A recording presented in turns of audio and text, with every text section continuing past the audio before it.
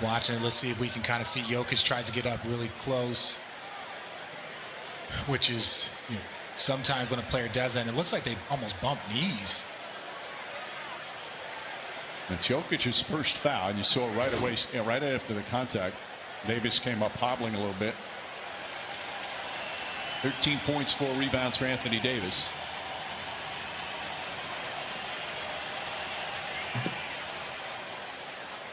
Let's take one more look at it. Seeing Jokic, once he saw that he was looking to pass, he tried to pressure him a little bit, but that right there, that's where the foul is. I didn't really see anything from the ankle.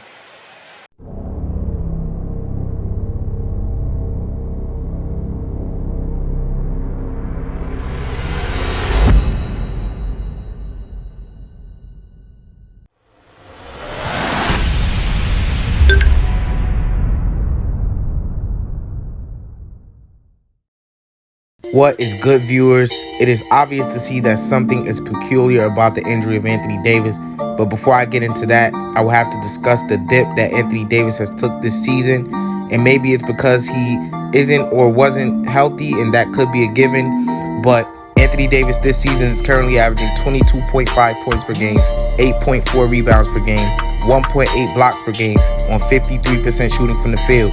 And that isn't bad for any player to average, but by Anthony Davis standards, he can do a lot better, being that last year he averaged 26.1 points per game, 9.3 rebounds per game, 2.3 blocks per game on 50% shooting from the field.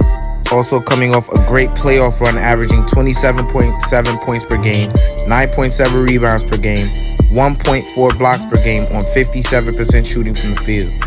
Anthony Davis is one of the most talented big men in the NBA, and he has dealt with a lot of injuries throughout his career. He is known as an injury-prone player, and maybe this Achilles injury was bothering him for a while, but it wasn't as impactful as it is now, where he has to sit out for about 4 weeks. And I just don't think there's any running away from an Achilles injury. I mean, you could sit out, but I feel that eventually this injury will catch up to Anthony Davis.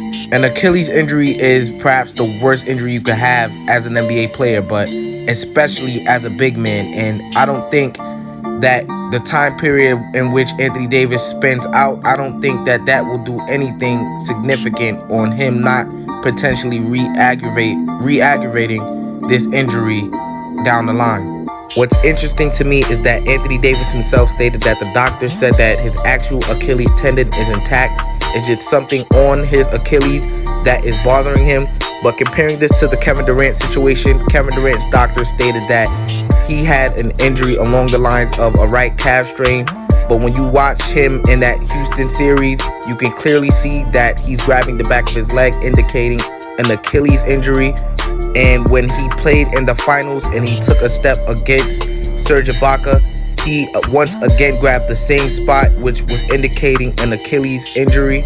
It appears that it is really difficult to know the characteristics of an Achilles injury for doctors because of the situation with Kevin Durant. And I would hate to see such a thing happen to Anthony Davis because of the type of player he is. And AD's team will definitely need him come postseason when it's all said and done. LeBron James will have to carry a heavier load, being that Anthony Davis will be out for potentially 4 weeks. The Los Angeles Lakers are currently second in the West with the number 1 defense with Anthony Davis, but we will see if their defense can strive without him.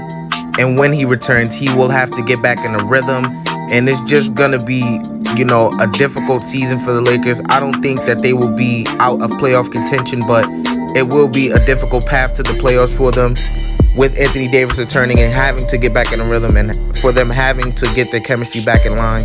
In the West, there are some major threats for the Los Angeles Lakers if Anthony Davis doesn't return in time enough, or if he doesn't return as the same Anthony Davis. Mentioning that, I will have to bring up the Los Angeles Clippers first, because they are very vengeful, because they blew a 3-1 lead to the Denver Nuggets last year. They have also acquired and added some new great pieces to their team, upgrading from Montrezl Harrell to Serge Ibaka, who is a great post defender and he can shoot the basketball. They still have Lou Williams, who seems to be slowing down a bit. He hasn't been the same 6 man of the year caliber player that he has been known for. I must also mention that this team is a top 5 rated defense in the NBA, and I believe this team is the #1 threat to the Los Angeles Lakers in the West. Now, this next team has a lot of promise because they were not expected to be where they currently are in the West, and that team is the Utah Jazz. The Jazz currently are the 3rd rated defense in the NBA with Donovan Mitchell playing out of his mind. I wouldn't say this is his breakout season because I believe his breakout season was his first season where he played above expectation. He is truly looking like the second coming of Dwayne Wade, and he has some great backup with Rudy Gobert being a multiple-time Defensive Player of the Year and never disappoints on the defensive end, as well as Mike Conley, who didn't play like himself last year but is stepping up. But I do not have this team as the #1 threat to the Los Angeles Lakers because I just feel the Los Angeles Clippers match up better against the Los Angeles Lakers and they have a better squad. Although the Clippers did blow a 3-1 lead against the Nuggets last year, they always come and bring their A game against the Los Angeles Lakers when indeed they do play each other. And I completely understand that the postseason is completely different from the regular season, but whenever the Clippers match up against the Lakers, they always show out. Worst case scenario, if things do not get better for Anthony Davis, this Los Angeles Lakers team will make the playoffs, but they most likely won't make it past the second round, being that there's a lot of stiff competition in the West, especially being the teams that I just mentioned. Like I said earlier, the Los Angeles Lakers are #2 in the West, but over time without AD, they will probably slowly start to creep down the standings in the West. The fate of this Los Angeles Lakers team is ultimately predicated on the health of Anthony Davis, and when he comes back, hopefully he's healthy enough to keep this team as a heavy favorite to win the NBA championship.